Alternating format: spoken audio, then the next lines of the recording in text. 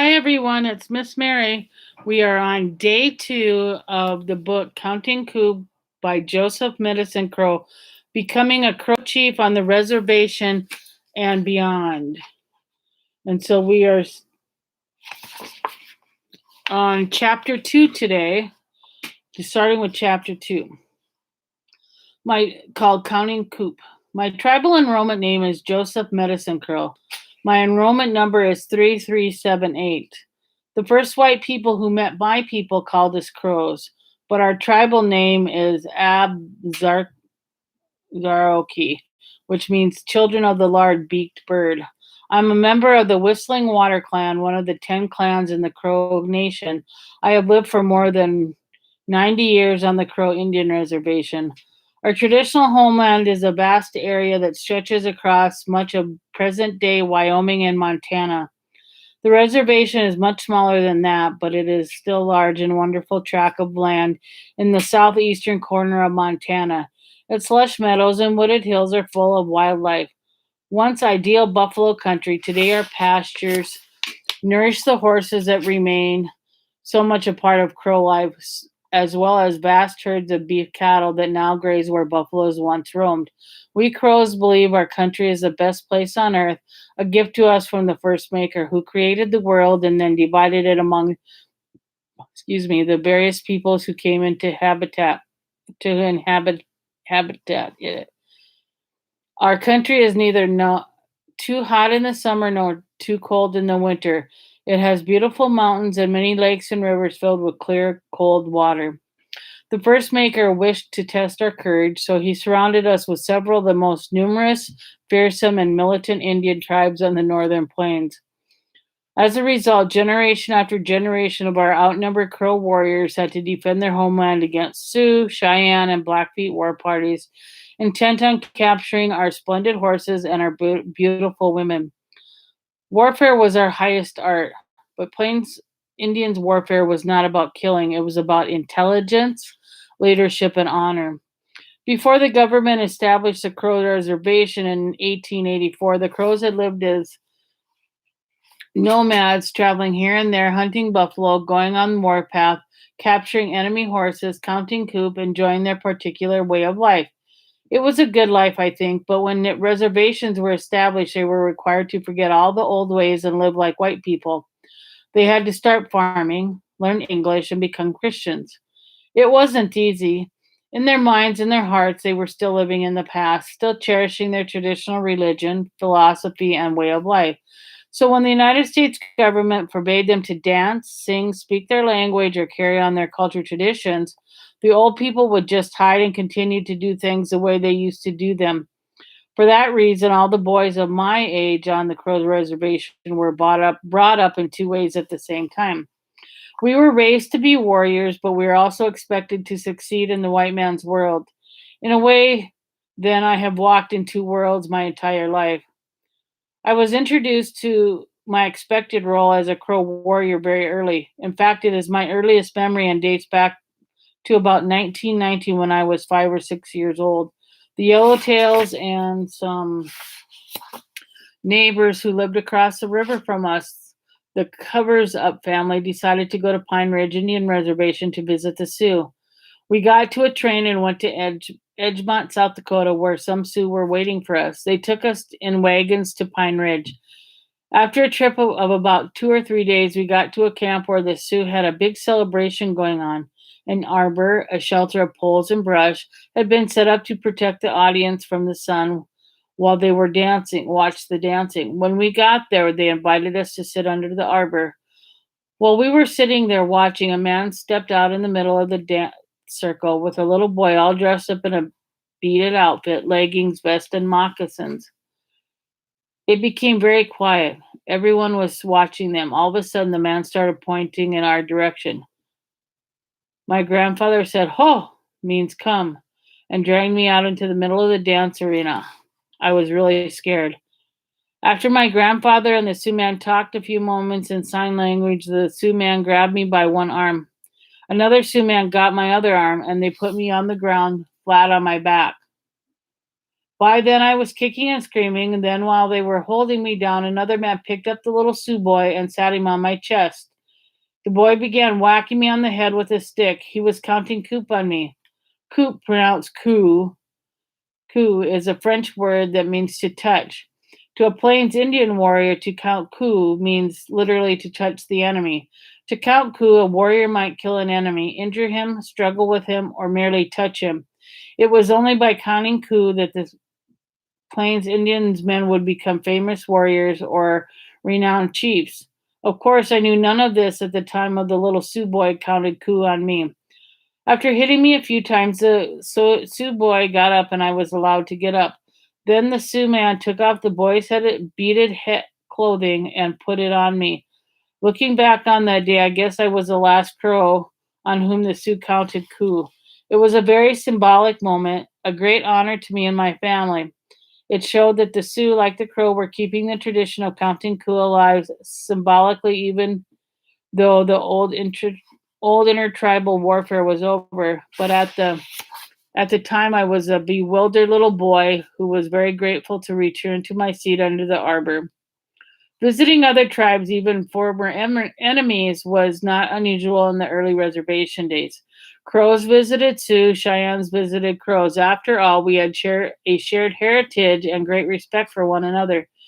In fact, members of these tribes would become fast friends, even adopt or marry one another. This happened in my own family when I was 13. In 1926, there was a 4th of July Indian celebration in Lodge Grass. Among the visitors was a large camp of Cheyennes who attended the celebration as guests of the Crows. Among the Cheyenne visitors was a chief named Brave Bear, his wife Walking Woman, and their youngest grandson Charlie. While they were watching the Crows perform the sacred pipe dance, Charlie ran to his grandparents to tell him that he had seen his father standing in the crowd. The grandparents looked at each other and tried to explain to Charlie that his father was dead and could not be there. But the little boy insisted that he had seen his father and he had begged his grandparents to come and see for themselves. Just to calm the excited boy, they agreed. Charlie led them directly to a Crow man. Rocking Woman looked at the man, gasped, and then embraced him and started to cry. Brave Bear was also quite shaken, but he was quickly explained in sign language to the surprised man that he looked like their only son who had died recently in Oklahoma. Charlie kept looking at his father's likeness. He was so happy. The Crow man was John Whiteman Runs Him, my stepfather. He invited the Brave Bears to his lodge for a feast. After the meal, a Cheyenne interpreter was summoned. Through him, Brave Bear and Walking Woman informed my stepfather that they wanted to adopt him as their son to replace the son that they had recently lost. This was in accordance with Plains Indian tradition. When the celebration was over, my parents took the Brave Bears to their farm located at the foot of the Bighorn Mountains, and they stayed there with us all summer. Every summer after, they would come back to live with us. When Charlie died, my brother Arliss and I became their only grandsons. They loved us, and we would call them grandfather and grandmother in the Cheyenne language. This made them happy. Many Crow men like Brave Bear and would come and visit him. They enjoyed his sign language account of his intertribal war days. I too enjoyed these storytelling sessions. Fortunately, a hapless Cheyenne woman married to a clan relative of ours was generally around to interpret for us. Through them, I heard many good Cheyenne stories. Grandfather Brave Bear was a kind, friendly, and wonderful man. Even after he died, Walking Woman continued to visit us. She died in 1936. Chapter 3 Old Ways and New. My mother's name was Amy Yellowtail, and my father's name was Leo Medicine Crow. My father died in 1915. My mother lived to be nearly 100 years old and died in 1992. I will first tell you about my father's family. Leo Medicine Crow was one of 4 sons of Chief Medicine Crow and his wife, Medicine Sheep. Chief Medicine Crow was born in 1848 and died in 1920. He was a great man. He had 22 war deeds to his credit, and he was a medicine man and could see into the future. In about 1863, during one of his vision quests, the fasting experiences that Crow warriors performed to gain spiritual power. Medicine Crow had a vision in which he saw a long object coming up the river, running on round legs and puffing smoke like a steamboat. The Southern Bighorn Railroad was built along the river in 1893, and Medicine Crow had seen it coming 30 years before. Medicine Crow also saw his future house during a vision quest. It was there on top of a hill overlooking the junction of the Little Bighorn River and Lodge Grass Creek, sometimes called Greasy Grass Creek. In his vision, he saw a house located by a nice spring. Some 30 or 40 years later, when the Crows were moved by the government to, this part of the reservation, he found the spring and built his house right there. As a little boy, I sometimes stayed with my Medicine Crow grandparents, and I used to play in the spring. I would build a dam with mud and sticks like a beaver, and then I would swim in the pond that I had made. The spring is over, still flowing, just as beautifully as it did many years ago. Sometimes I go there just to sit and watch the water, and I had a nice cold drink on a hot day. The first Indian housing on the Crow Reservation was log cabins. Later, the government started building frame houses for Crow families, and that's what they built for Chief Medicine Crow. They were crude two-room wooden houses with windows, doors, and floors. Usually, there were two stoves in the house, one in each room. In those days, Crow families didn't have furniture. There were no beds. Everyone slept on the floor on blankets. In the morning, after we'd come out of the combination bedroom living room, my grandmother would roll up the bedding and set it along the walls. During the day, we used it as cushions to sit on or rest on. When friends came to visit, they would sit on the rolled up beds. In those days, a bed was both a place to sleep and a couch. We also ate on the floor. The mother or grandmother laid out a piece of cloth and we sat around it to eat. No one had tables and chairs. We didn't miss them because we didn't know anything about them. During the summertime, the men built a shade arbor, a brush outside, and we ate all our meals on the ground under the arbor. I never stayed very long with Medicine Crows. I spent most of my time with my mother's parents, the Yellowtails. My grandfather, Yellowtail, was born in 1850 and died in 1928. He was not a chief, and he told me that he had gone on the warpath only once or twice. My grandmother, Yellowtail's wife, was named Elizabeth Fraser. Some people called her Lizzie. Although he was half Scot, a quarter French, and only a quarter Indian, she had red hair and blue eyes. She could not speak English. She was an Indian in every way except appearance. Yellowtail's mother also lived with us sometimes. Her name was Bear That Stays by the Side of the River. She was a real old time Indian. She kept living in her teepee after the government built a log cabin for Grandfather Yellowtail. She wouldn't live in a house even in the wintertime. Eventually, she got really old. Somebody, maybe her sons, built her a log cabin. It had a wood stove for heating and cooking, but no floor, no ceiling, no windows. That's how she lived. That house was near the town of Lodgegrass. So later, when I went to school in town, I would stay with my great grandmother, Bear That Stays by the Side of the River. I also had another set of grandparents, the One Stars.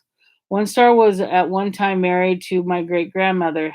When my mother was born to the Yellowtails, she was adopted by her grandmother Emma Cheyenne and her husband One Star, who lived just across the railroad tracks from the Yellowtails. Sometimes my mother was known as Amy One Star, but her official Bureau of Indian Affairs. Cheyenne died shortly after I was born. One Star married Woods. She was a good-natured, kindly, and was always laughing kind of woman. I spent a lot of time during my growing up years with One Star and Sings in the Woods. They had no children except their adopted daughter, my mother, and I was their only grandchild. One Star wasn't afraid of anything at all. He was a policeman for the Bureau of Indian Affairs and was stationed for a long time in the town of Lodgegrass. I recalled a big shining star on his vest and a big pistol on his side. He was a dead shot with that pistol. In those days, Crow Indian men still carried pistols, especially pearl-handled pistols. They would have pistol shooting contests, and my grandfather, One Star, was good at shooting targets. I loved staying with the One Stars. Grandfather One Star worked the evening shifts policing lodge grass. He would go to town and stay there until after midnight, sitting in the pool hall and playing cards while on duty. When it was time to go home, he would cash in his chips. With his winnings, he'd buy treats for me, candy, apples, or whatever. I'd wait up for him even if it was the middle of the night because he would come home with a pocket full of candy and one great big delicious apple. Delicious apples were a new variety then, and this pool hall sold them. Delicious apples became my favorite food. In his will, One Star left everything he owned to my mother, even though they were not related by blood. He gave her all his land plus the land allotments that he had inherited from his parents and relatives, and he gave me 160 acres, his homestead near Lodgegrass with a house on it. So that's where I live now, the One Star allotment. As a child, I would stay with the Yellowtails for a while, then I'd go over to the Medicine Crows for a while, and then I'd come over to the One Stars. I was kind of a mischievous little boy, always getting into trouble. I'd wear out my welcome one place and then I'd go to the other places, but they all loved me and I learned a lot from each set of grandparents. I also have some other relatives I call my grandfathers. Take, for instance, White Man Runs Him. He was my grandmother, Pretty Sheep's half brother. In Crow Indian kinship terminology, he was my grandfather, and of course, I would go visit him. Then I also had another grandfather, Little Nest. He was a half brother of Grandfather Medicine Crow. During the summer months when school was out, I would go visit Little Nest in Wyola, Montana. Although I was raised by pre reservation Indians, I was also raised Christian. It happened this way. In 1904, the Crow people of Lodgegrass wanted a school like a white man's school, a school where Crow kids could go during the day and then go home when class was over in the afternoon. Until that time, Crow Indian children had to go to a government boarding schools, sometimes far away from home. These early boarding schools were terrible places. The kids often got sick and died. They were punished for speaking their language. They were terribly homesick. The elders, including my grandfathers, got together and asked the Baptist Indian Mission Board in Sheridan, Wyoming, to build them a day school at Lodgegrass. After several meetings, the Baptists agreed to establish the school, but they wanted build a church too. This is how we got a Baptist mission church and school in Lodgegrass. The church is still there, and that's where I still go to Sunday services. Anyway, when that happened, the elders and a lot of other Crows, my grandparents included, joined the Baptist church in appreciation for the school. Right after that, the Catholics also built a church and a mission, and some Crows joined the Catholic Church. Those are the two main Christian religions on the reservation. Although many Crows became Christians, they also kept their traditional religion and just mixed the two together. At the same time, but my grandparents were going to the Baptist church, they were also active in the Tobacco Society, which is a traditional Crow religion. It gets its name from the herb they smoked during the ceremony, which is a type of tobacco. During the week, they participated in Tobacco Society ceremonials, and on Sunday, they went to the Baptist church. It's the same with me. I go to Native ceremonials, I watch sun dances, but I'm still a Baptist. The end for today. Have a great day.